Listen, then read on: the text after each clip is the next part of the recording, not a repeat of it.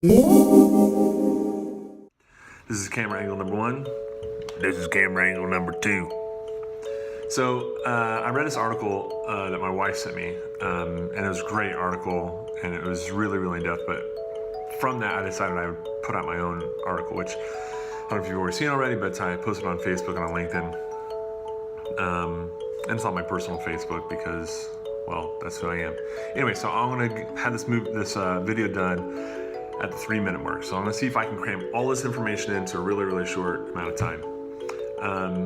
First of all, can you afford, or what the question I was posing is, can you afford closing costs?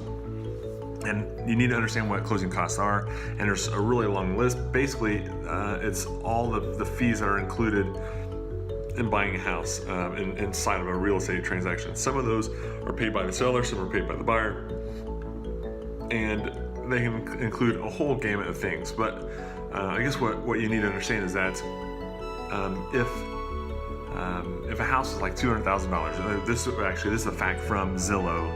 Thank you, Zillow, for sharing this. But a $200,000 home can cost between $4,000 and $10,000 just to cover the closing costs. So that's 2 to 5%. What does that mean for you that's buying a house? Well, that may mean that you need to save some money up. How much that money is, I don't know, because I don't know how much your house is going to be. I don't know what the taxes are going to be. I don't know what time of year you're going to be doing it.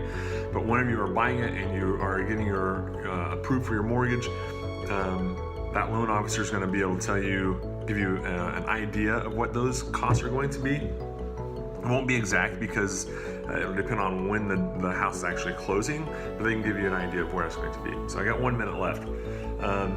How do you use this to your advantage? Well, that depends what you want to do, really. I think that if you don't have money to pay for closing costs, then you need to ask the seller, hey, will you pay for closing costs? And in return, you should offer them a little bit higher, or at least what they're asking for the house, at a bare minimum, but preferably a little bit higher. If you do have enough money to pay for the closing costs, and it's going to be quite a bit, then by all means, come in low and say, listen, I want to pay for the house that I think of what it's worth, and I'm going to pay for all the closing costs. And I think that'll get you a sweeter deal. It'll get you lower payments, lower monthly payments. It is expensive to buy a house, but you can do it. Budget, plan, pray, and you can do it.